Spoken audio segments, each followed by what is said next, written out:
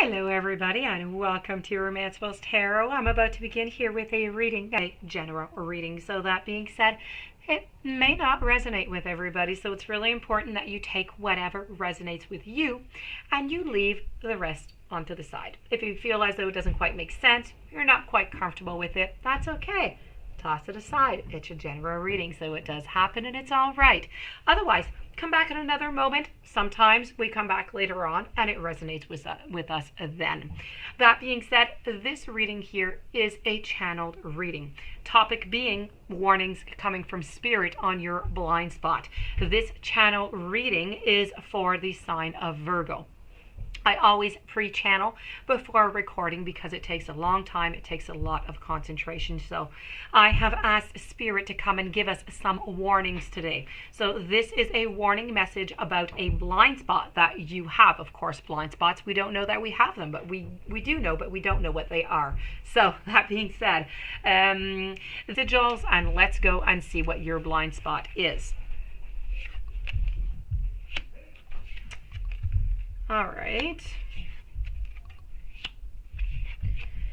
So your blind spot is about enabling. You received this warning by Spirit today because you think you're helping someone or doing what is right in the situation at hand when, in fact, I have to say, you are merely acting as an enabler.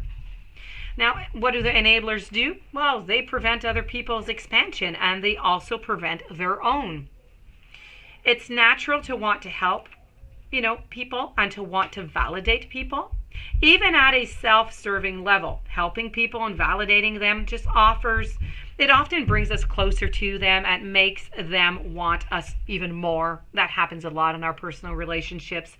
So enabling is really empowering up until the point that what we are enabling is not actually in the best interest of that person that we're enabling. That's where the problem comes in. So when we do this, we do not help someone because we're perpetuating rather than solving a problem into their life. So some examples of enabling could be validating someone's opinion, even when it's not a reflection of the reality. And in fact, it's really causing them, or someone else some harm. Or allowing a child to stay home from school because he or she has not studied for a test, calling on sick for someone's workplace, and it continues. Okay, I could continue with many different types of examples, but I know you get the point. So enabling is really helping, or an alliance that instead of actually helping, of being good for someone. So it acts to prevent their expansion, their awareness, or even their true well-being altogether. So some people habitually enable things that are not actually good for someone. Now this is because their self-esteem is dependent upon their ability and their willingness to help in general. Also, their feeling of being wanted and indispensable to someone.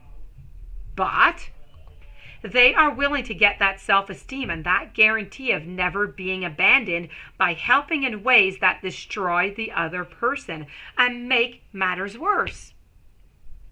Now, when anyone enables something that is not actually in the best interest of the person that they are intent on helping, especially when they remove the natural consequences of that person's behavior, well, I have to say that the enabler also takes away any awareness that that person may need, any motivation to change, and any motivation to take responsibility for what isn't serving the best interest of themselves or of the others.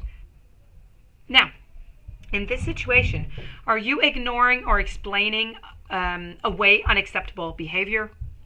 Are you resenting the responsibilities that you have taken on that should be someone else's? Are you constantly putting your own needs and desires aside in order to help someone else? Maybe are you validating someone's perspective as right and good that you know is not right and is not good? Are you not expressing your own true opinion or emotions in favor of avoiding conflict and fear of abandonment? Do you fear that not continuing to enable what you wish you did you did not have to enable or would result into a consequence that you just can't face? Are you lying or making excuses to cover over someone else's mistakes?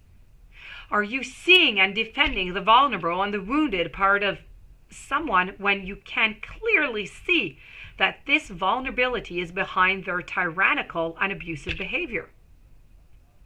Are you consistently assigning blame for problems to other people rather than the one who's really responsible, especially to those who feel they are strong enough to handle it? Spirit is asking you to see that in this situation, you are enabling someone in a way that is leading to that person's lack of awareness, to that lack of disempowerment and inhibited personal expansion. You are preventing their long-term well-being and happiness. And that person that you are enabling might be someone else, and that person may just be yourself. The question is how you are enabling and why you are doing this. This is what you have to figure out. And is it you or is it somebody else? Now moving over to your guides. Your guide's message is all about a journey within. The physical body is a product of this material dimension, right? It's created on Earth. It's using elements like carbon, hydrogen, calcium. It's very vulnerable is what I'm trying to say here. It has limitations and a finite lifespan. Your higher self has chosen to inhabit it, to have experiences that the spirit world just does not offer.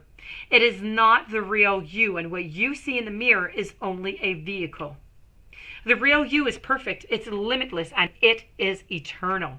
It is connected to everyone and everyone that you see and everything that you see. The ability to contact your guides and their knowledge is omnipresent, but you must do your part to access their wisdom. This message in your spread is encouraging you to be a receptive to the guidance that is your birthright.